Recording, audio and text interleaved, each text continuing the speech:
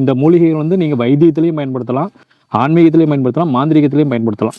இந்த மூலிகையை வந்து இந்த மலர்களால் சிவபெருமானுக்கு திருவாதிரை நட்சத்திரம் வர நாளில் ஆதி சித்தர் டிவி நேயர்கள் அனைவருக்கும் வணக்கம். பெற்றோரையும் சித்தர்களையும் நேசிப்போம், இயற்கையை பாதுகாப்போம்.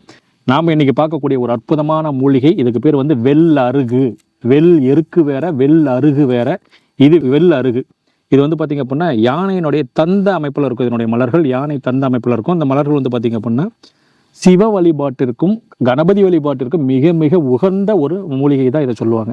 வள்ளலார் காயகல்ப மூலிகைகளில் இதுவும் ஒன்று. இந்த மூலிகைகள் வந்து நீங்கள் வைத்தியத்திலையும் பயன்படுத்தலாம், ஆன்மீகத்திலையும் பயன்படுத்தலாம், மாந்திரிகத்திலையும் பயன்படுத்தலாம்.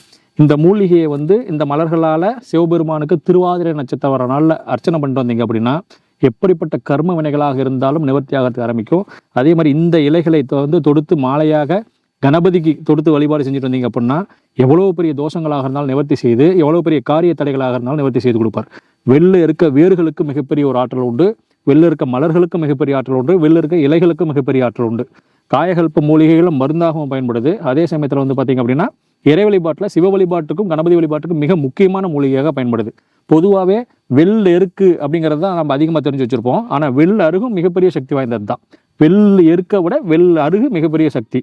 இதை பயன்படுத்திட்டு வந்தீங்க அப்படின்னா நிச்சயமாக எல்லா விதமான காரிய தடைகள் வந்து நம்ம நிவர்த்தி கிடைக்கும். அதே சமயத்தில் எவ்வளோ பெரிய தோஷமாக இருந்தாலும் நமக்கு நிவர்த்தி செஞ்சு கொடுத்துரும். பயன்படுத்துங்கள், பலனடையுங்கள்.